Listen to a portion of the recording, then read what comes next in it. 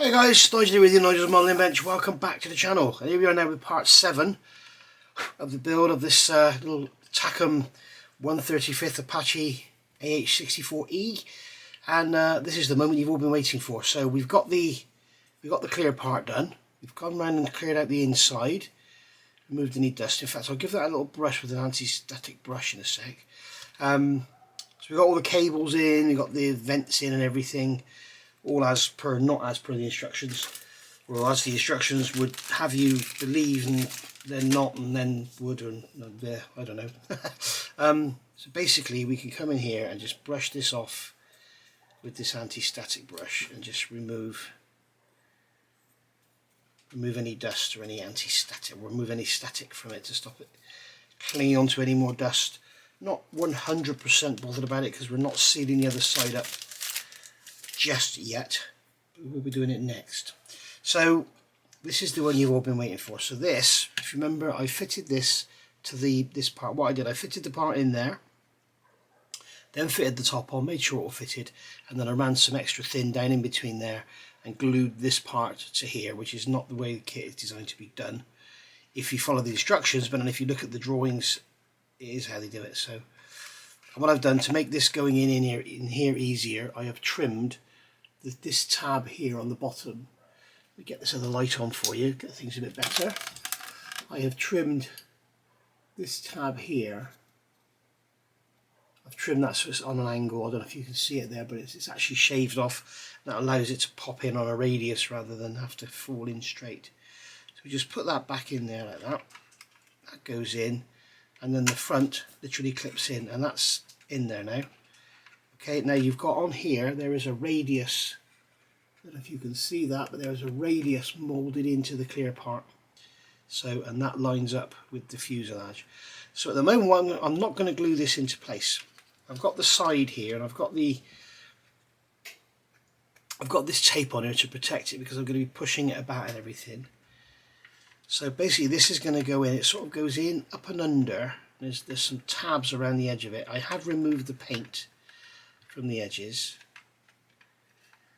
So I'm just going to push that into position like that, and that basically stays in position on its own, just like so.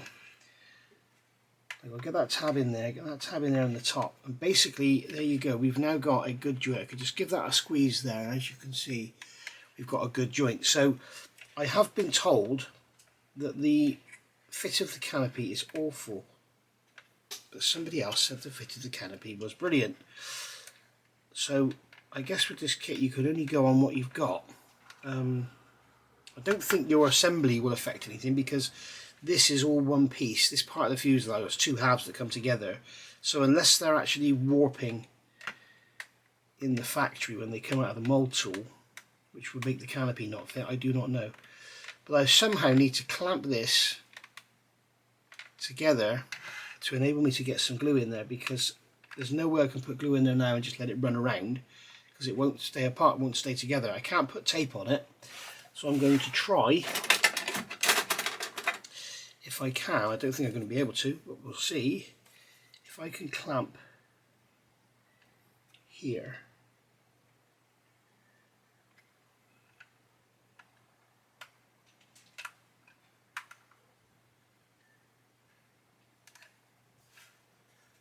That doesn't really work, so take that off there. I know you're going to ask, this is the Rebel Hobby clamps from Sweden. Look at Rebel Hobby Sweden.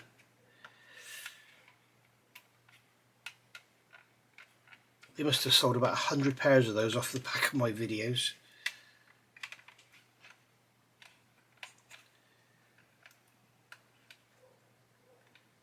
Okay, so I think what we're going to have to do here is chance a little drop of super glue just to lock it in place, because there's no other way I can't, as I say, I can't tape it, because all that happens is the glue will completely under the tape and ruin everything. I can't clamp it because it's on a radius. What I'm trying to do is I'm kind of pushing it together at like 45 degrees. So what I'm going to try is a little tiny drop of super glue. Maybe that will work. The risk here is fogging, but if I keep it away, super glue will normally only cause fogging if the area the clear part is in is sealed up. Like if you're putting a one-piece canopy onto a jet and you use super glue, it will probably fog on the inside because you can't get any air around it, but here it should be okay. Famous last words. So what I can do here is get my little glue looper, clean off this excess, because I want the tiniest of drops in there.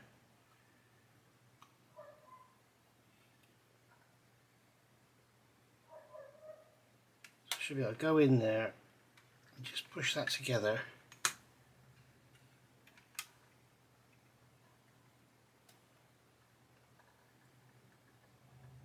And hope that it will hold.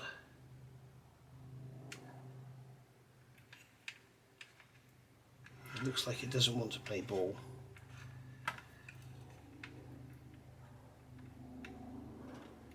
Just hold it and hold it and hold it. No, it's not sticking. Swine.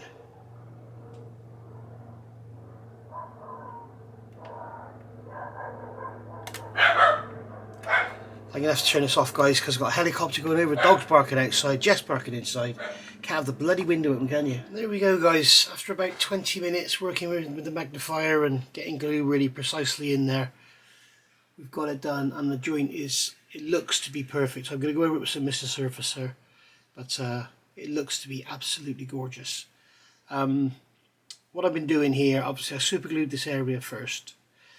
Then what I did, I came back here and we've got this recess in here. I don't know if you can see the tapes here. There's a recess for a part to go in there. So obviously we could glue in there and then tape it because the glue won't jump the gap. But what I do is hold it, put some extra thin in there, and just hold it for 30 seconds and then tape it. By that time, the glue is sort of gelled off a bit so it won't easily capillary into the tape. So that's what I do there. And then did the same here, held it, and then put some tape on it. And then just very, very carefully put some little bits of extra thin in. The canopy itself is still not glued to the fuselage. It's all that's glued is this and this. These two pieces are glued together. So it's still able to move around and adjust for the other side should we need to. But we've got some work to do here. We've got a piece to go in there before we do anything else. And I need to touch up there as well. Looks like the paint's rubbed off on that corner. A bit of dry brushing perhaps before we close everything up, but as you can see, I mean, even if we do have the doors closed, there's still a lot in there to be seen, and it's just all black. black is the order of the day. So there we go. I did eventually get that super glue to hold in the middle there, and it hasn't caused any fogging or any issues at all, so happy with that. So as I say, I'm going to get on now, and what we can do is get these masks on here. We'll get this tape off and then remove the residue. To remove the tape residue, I use this mix. This is something I mixed up as a thinner that everybody claims is awesome. And you can see it's got some gunge in the bottom of there. But basically it's like isopropyl alcohol, water, and a drop of screen cleaner. And it's supposed to be a great thinner, brush cleaner, whatever. I don't find it that good myself, but it's great for cleaning. So that's what I use it for. So there we go. Right, I'm going to leave that to dry for a couple of hours. It's the story of my life, and then we'll come back to it when it's all gone hard. Okay, so I've been playing with this a little bit now, and you can see here I've got a clamp on that's holding the side in, because this side panel here is very slightly bulged out. It's very easy to push in. There's hardly any force at all on this clamp. It's just holding it in place so I can glue it, and then the glue will dry. And on this side here, you can see when I put the doors in, if the top was closed up nicely on the hinges, then the bottom was in a little bit too far.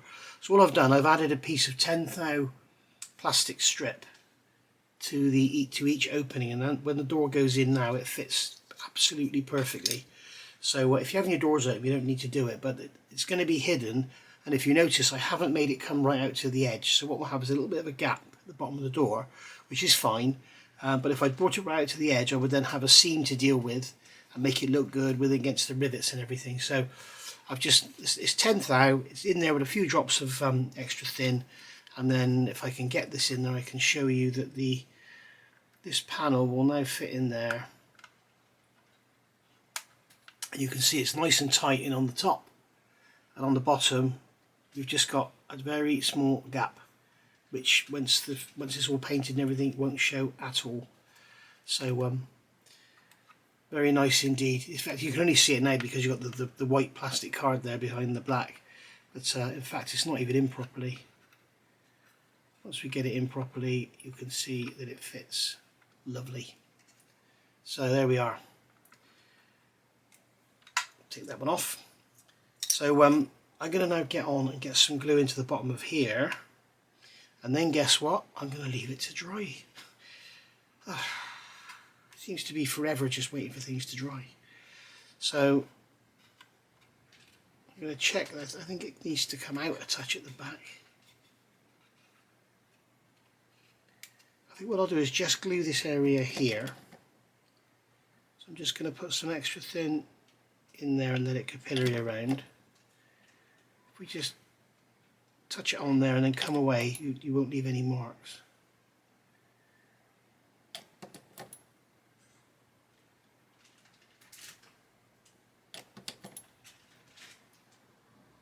I think the area at the back needs to come out a bit. I can get something in there and just push it away slightly.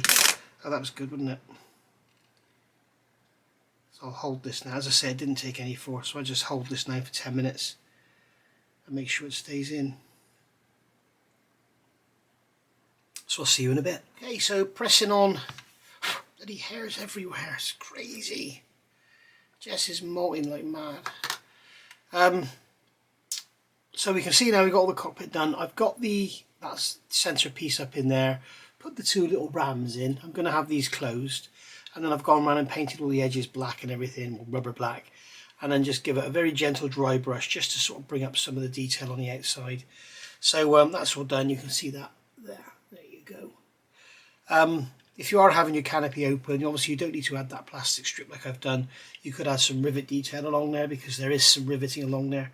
What I've done now, I've removed this tape from the outside of those doors so that I can see the clear parts. Never try and judge how clean the clear parts are by just looking at them from the inside with tape on the back, because you won't see the marks. With this I can just go in and wet it, and that should allow it to dissolve. And what we're trying to do is remove any residue from the masking tape from masking the windows, which is going to be an issue with everything you do. It's not just the art scale kit mask. And I've just noticed I've got a bit of paint. You see, I wouldn't have noticed this if I hadn't taken that masking off. I've got a little bit of a step there where I've not put the mask on quite right, and you can see, there we go, because it was sprayed on lightly, we're able to scrape it off. So there was a step there and now it's gone.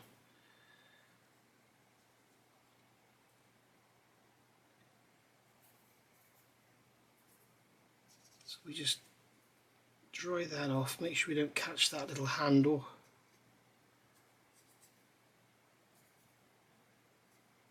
Make sure we've got rid of any marks or anything.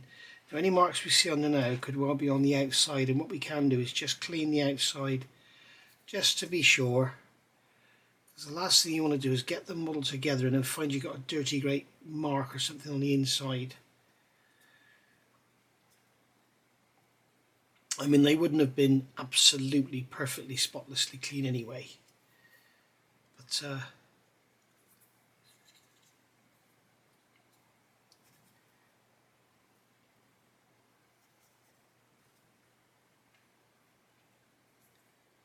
you see here, this is the sort of thing I'm talking about. Up on the top there, you see there's a mark, and I'm not sure if that's on the inside or the outside. It looks like it's on the outside.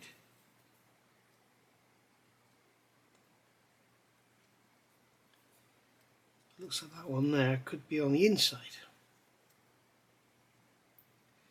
So it's just worth doing.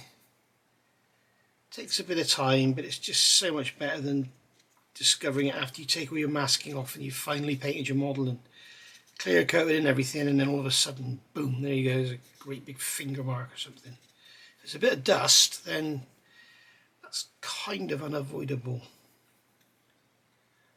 Because it'll always find its way in there somehow, you always find that. Jess is going to bark again. Okay, so let's see if we can go 2 seconds without that dog start barking outside again. So fitting these windows is quite easy. That's going to go in like that. And what I've noticed on this front one, it's sort of sticking out a bit at the bottom. And if I push the bottom in, it pulls the top out. So what we're going to do is glue the top first, and then we can come along and clamp the bottom in afterwards. So I'm going to, I've got dust in there, I'm so nervous of gluing these on with dust inside.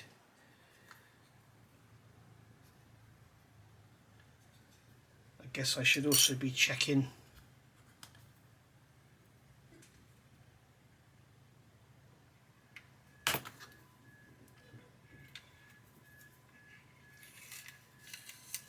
make sure there's nothing inside there.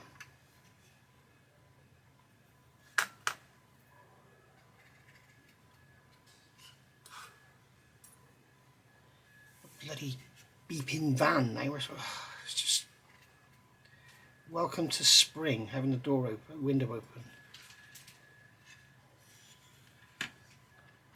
So what we'll do is we'll do this back one first. Those bits of dust are on the outside, that's okay, the inside is all clean.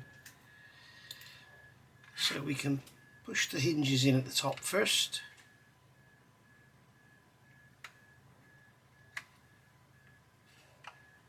Just like so. Christ, that's 2 today, 2 parcels for next door. It's like, I'm like the local bloody delivery unit. So, or the local delivery hub, I guess. So I'm just going to put some glue in those hinges. They've got quite a lot of surface area, so hopefully that'll be enough. And I'm just going to put a drop in there and a drop in there, because I only really want to glue the top.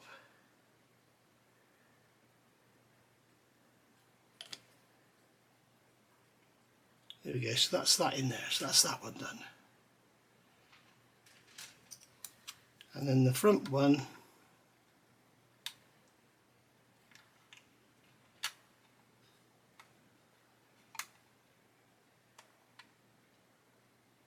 there we go, so we just glue the hinges on here.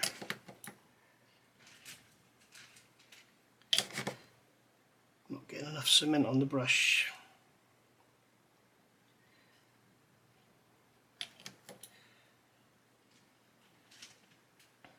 Drop in there, and now we can put a drop in here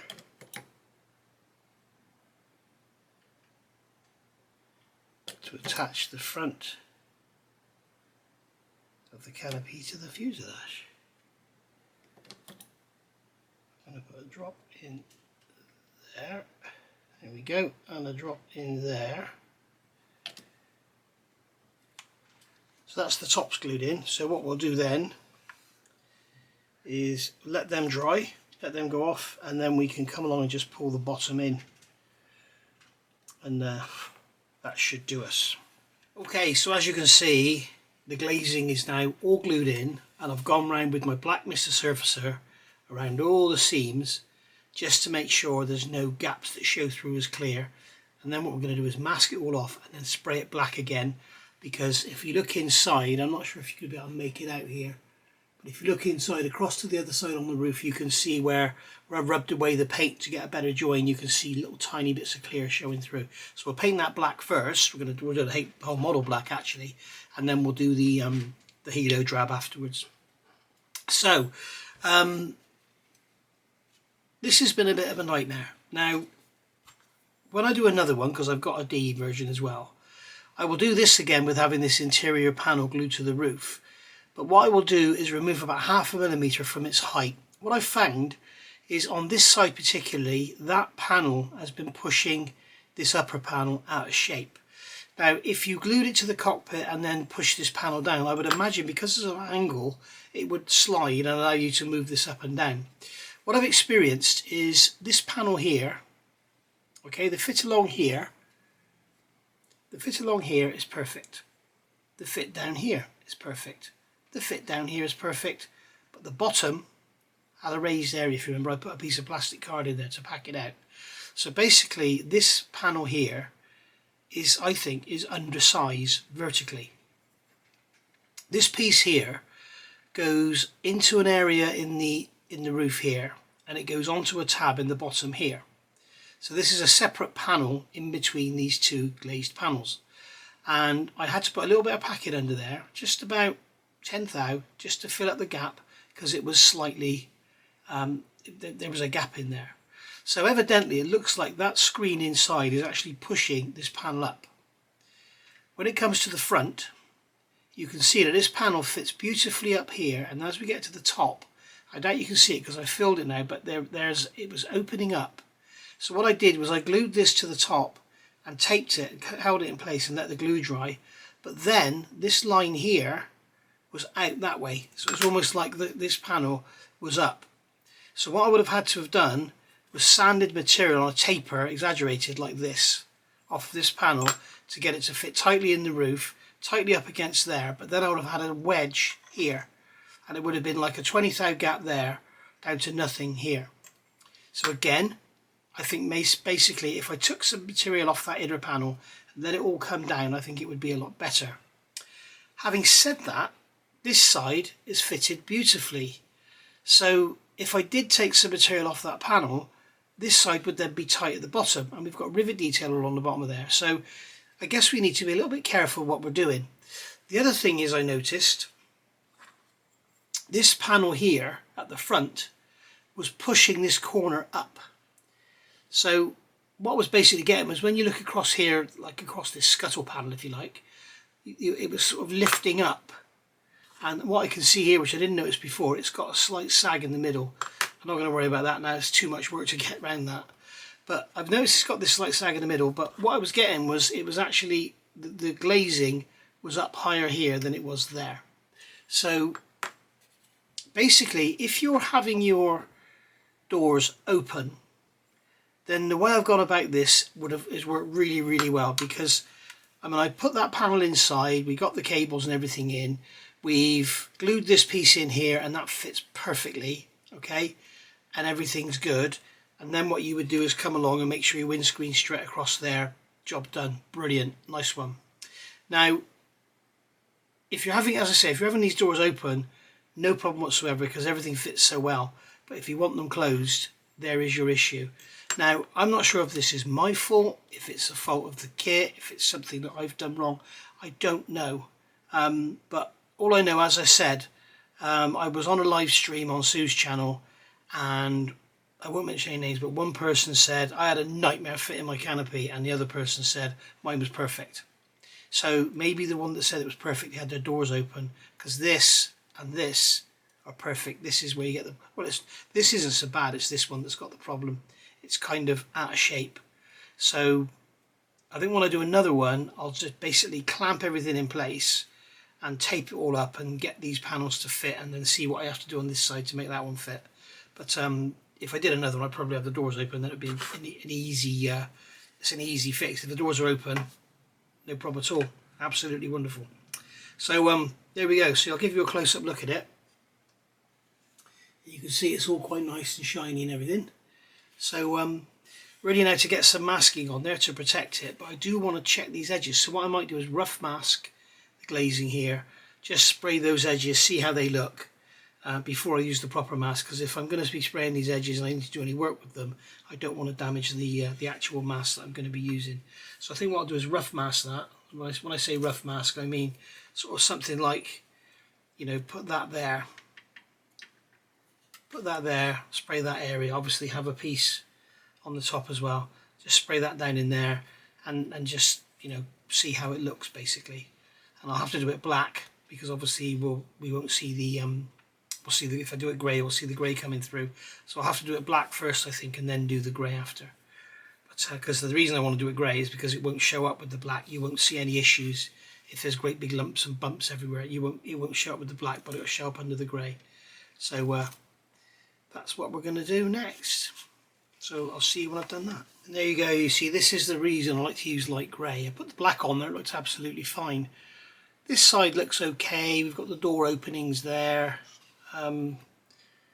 You've got an obvious line there, an obvious line there, so that's all fine, that's good. You don't expect the edges to be perfect. It's a helicopter, it's not a F-16. But we can see here, here's my pointer, you can see here we've got, there's like a gap there. So we thought we had the missing surfacer in there, but it's not, it's sunken down there, there. And that would all show up when you start to cut washes and stuff, it would all show up. So that's why I put the grey primer on there, because that will not show up on the black. So I sprayed it black first, because obviously I don't want to be able to look inside and see light grey. So what I can do now is just grab a drop of Mr. Surfacer, and again I'm going to use grey because then we'll see it in there. So just grab a dirty old brush, just grab some of the Mr. Surfacer and just pop that into that seam and let it soak in, and then we'll remove it with a cotton bud later. Easy as that. There you go. Job done.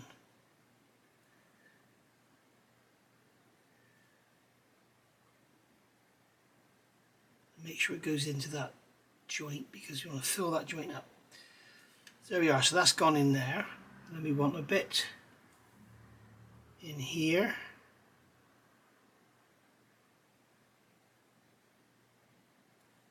And all this is where the Mr. Surfacer has gone in, and it's sort of soaked in. Or I've rubbed a bit too hard and rubbed it out of the joint. So with the grey in there we'll be able to see it. Obviously you can't use the grey, as I just said. So there we are. Now that piece of masking tape there is... my tweezer's gone. There they are. What are we doing in the paint booth? So that piece of masking tape there needs to go over a bit.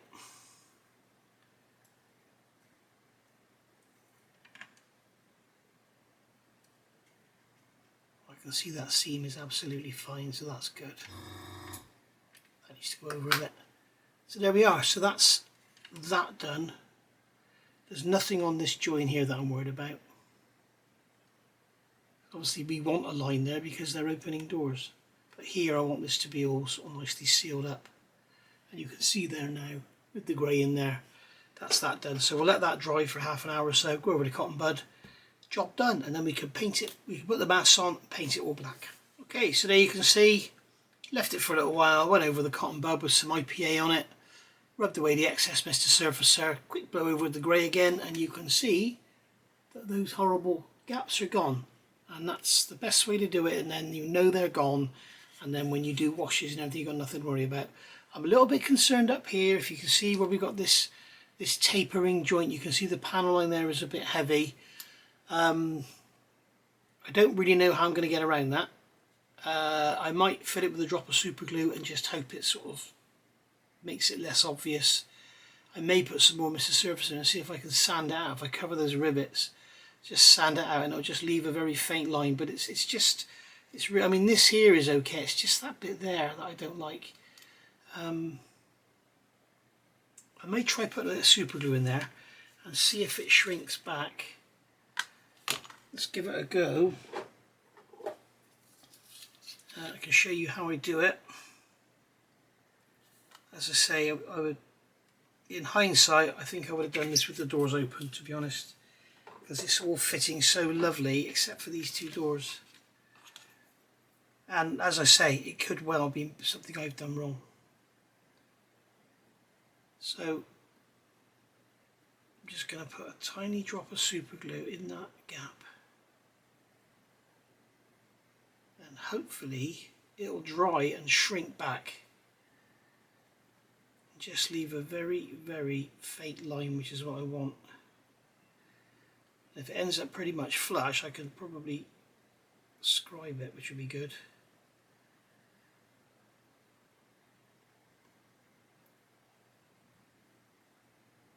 There we go, that will hopefully just shrink back and give us a sort of normal sized line.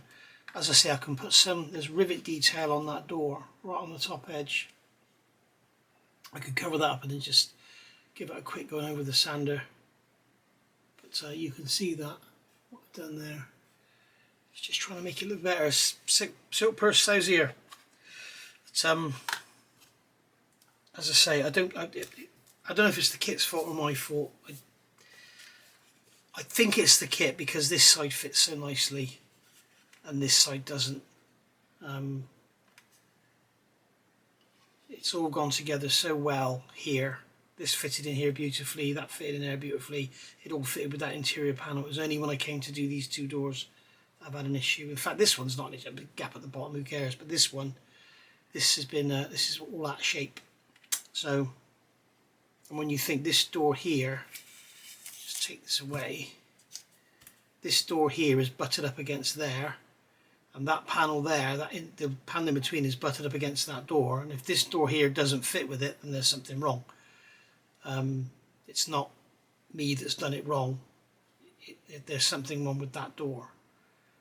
So as I say, in hindsight, when I do the D, I'll have that open. That'll make life a lot easier, because I've spent best part of a day fitting these. It's been like 10 minutes on here, hasn't it? But it's been the best part of a day doing this. So there we go. Right, so I'll leave that super glue to dry and then see how it looks. We'll get another little coat of grey primer on there and see how it looks. And there we go, next day, and you can see everything's painted black. It enables us to see all the edges. So all around here is lovely, all around here is great, really, really nice. Perfect fit down there, perfect fit all round, everywhere, it's gorgeous. This looks great round here. The only bit that's a little bit dodgy is this line here, which is, you know, it's a used aircraft and the hinge is a bit worn. I don't know, but as I said earlier, that's the only problem I had, was that door there.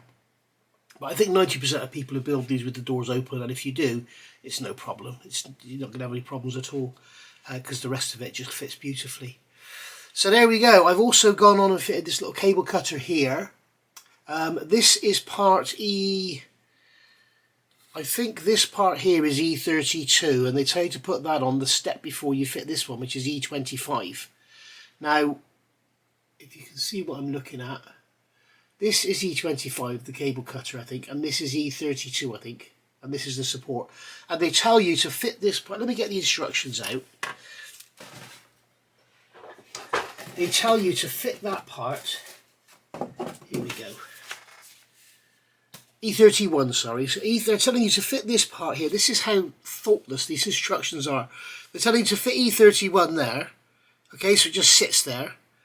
And then you come over the page and you're fitting E25 and E26, and you're thinking, well, where does that go? So you start to look forward in the instructions, and you'll get to a certain point where you can see, here we go, you can see there that part E31 is actually a support for E25. So why on earth would you put it on before you fit the cable cutter? So put that on first and then fit that. There we go. So so that's the basically all the glazing done, and I'll be honest with you, that was pretty much a whole day doing those little bits. Unbelievable amount of work, and a lot of it is sort of test fitting and testing and then waiting for it to dry and then tape the next bit and wait for it to dry and tape the next bit. So it's not like a day's work building a brick wall, but it's a day's work in waiting for everything to dry and that. So I put the air scale kit masks on. They fit perfectly, other than this one here. I think that was number 3 or number 2. And you can see here I've cut it because it's slightly too wide. It's just a touch too wide. So I've just cut it there, which makes me believe that maybe there is issues with mold shrinkage with the clear parts, which is why one person says they're perfect, next person says they're not, because every other mask fit perfectly except for that one. And it's unusual to see a masking company make a mistake. I mean, maybe I've made a mistake, who knows, but there you go. So that's enough waffling. So I'm going to get on and see what we can do next. So I think we can move on to these engine pods, get them on, get them all blended in and sealed and everything. and then we can start looking at the greeblies, because what we don't want to do is start fitting as per the instructions. They're telling you to put all these bits and pieces on here, and all you're going to do is break them off as you move forward. So I'm going to go away instructions, go over there. I'm going to get the major parts on, and then we'll look at getting some of the greeblies on. I thought that'll be okay, because they're sort of, you know, they're almost protected by this shaft. I can get these on here as well actually, and but they do fit lovely. As you can see, they're all sealed in with Mr. Surfacer to give it that sort of one piece look, rather than look like bits of plastic all just glued on. So yeah, really happy about it's come out. Really pleased with it. So there we go. Okay, so looking at these engine pods, as you can see, I've got some clamping going on here to get rid of any gaps here. And these little pieces I glued on here, they're not going to be glued onto the fuselage yet. But what I'm going to do is just run some cement into these areas back here. So I should be able to get some to go in there, because we've got it all clamped up nice and tight. It's a question I want to ask. I see so many modelers, they do this. Why? What is the point in doing that? Can somebody tell me? Because I mean, I do this because the glue's a bit low, so I'm shaking the glue to get it up onto the brush. But I see absolutely no point in doing that. You may as well just dip it in once. Is it just habit, or is there a purpose? Because I don't see a purpose in it. Just wondering. Maybe you guys do the same.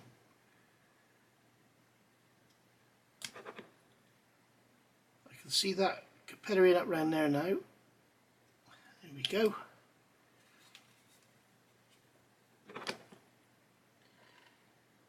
There's way too much glue on there.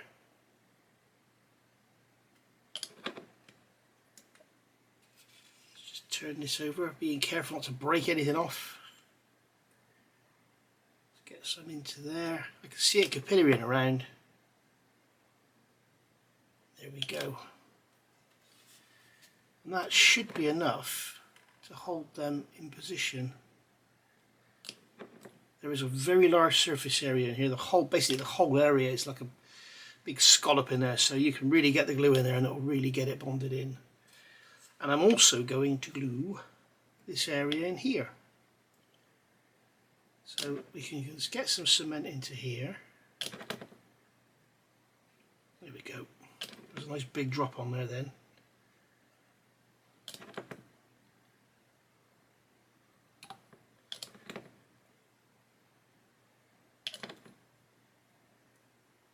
There we are. And I do believe we can also get some down. I'm going to use a paintbrush for this. Down in here, I don't know if you can see it, but down, let me get the pointer.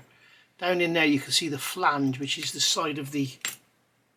Let's grab a paintbrush. There we go.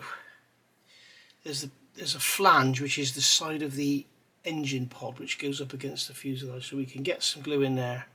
We want this to be really strong and solid, because if it springs out, it leaves gaps. You get gaps around here, which are very unsightly. So we can, guess what I'm going to say now? We can leave that to dry. Dear, dear, dear. And the clamp on the front is literally just to stand it up. So that's those in place. These here will just go in afterwards. I may leave them loose until I put the engine in, because squeezing the engines in is a little bit tight with them glued down. But yeah, as you can see, we've got it all, it's all glued in, nothing's oozing out. We've got no gaps, top and bottom, all nice and tight. So there we are. And you can just put a straight edge across the back, just to make sure you've got them even, and you can see it's touching the outside. And there's a little slight gap on the inside ones there. So they're sort of just angled up, which I assume is correct. If it's not, then so be it. I'm not doing work to correct that. So there we are. That's those. Leave those to dry for a while, and then we can come back and see what's next. Right, pushing forward a few little bits and pieces. These little flaps, E8, E9, E10 and E11, they go in the bottom here, and you can see they've got like a little hinge on them on the inside, and then you can see them sticking out on the bottom there.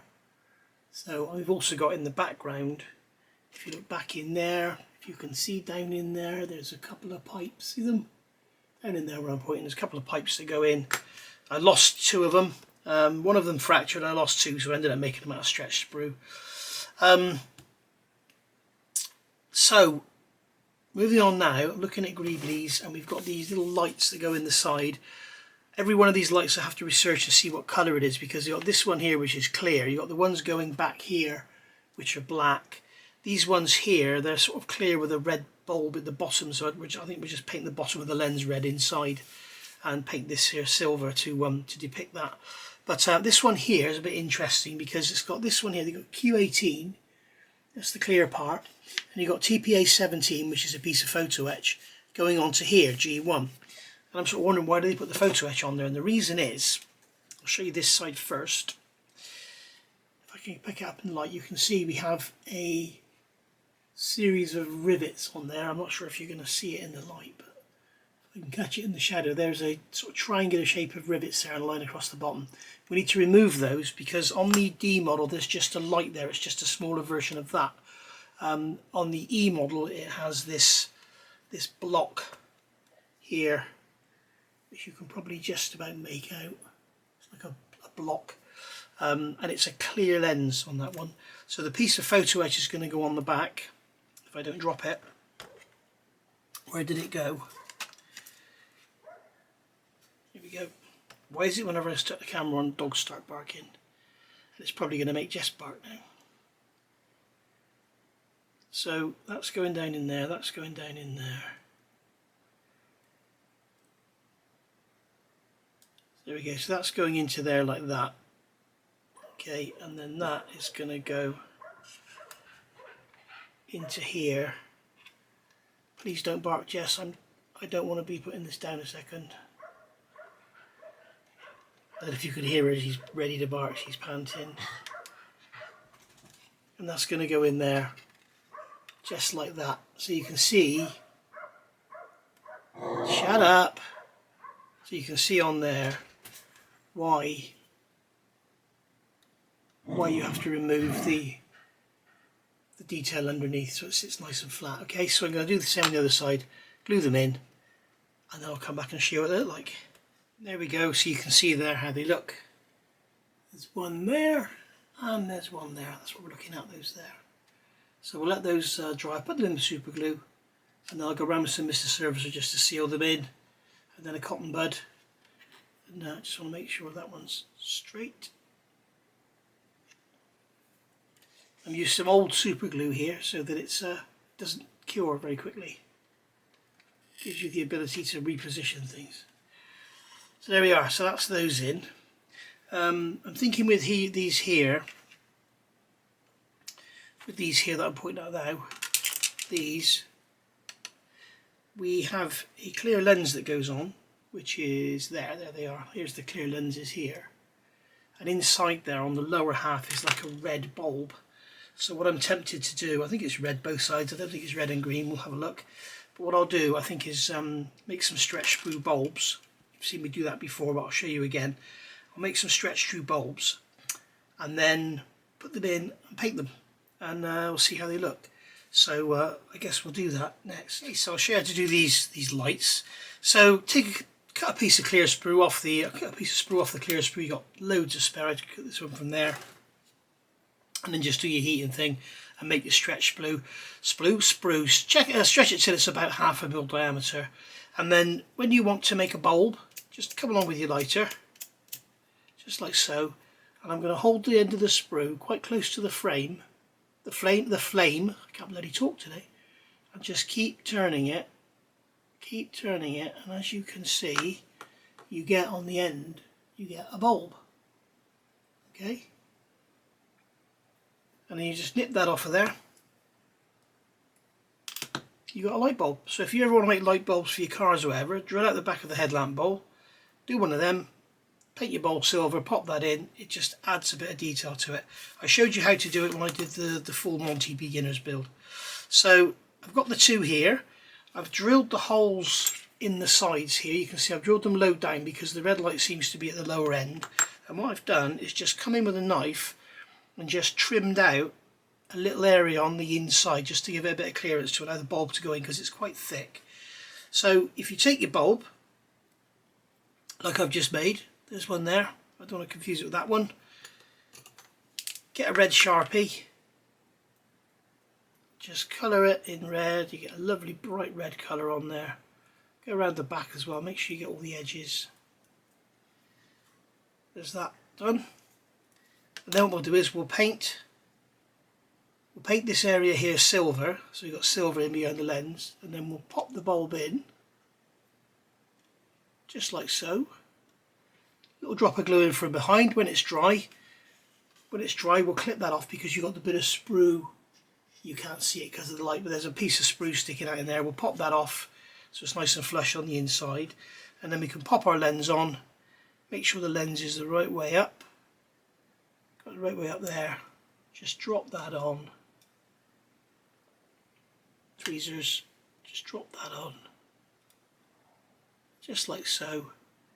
And you can imagine once we've got the silver on there, you can see that now we've got the light is low down. So it's very much like the real thing.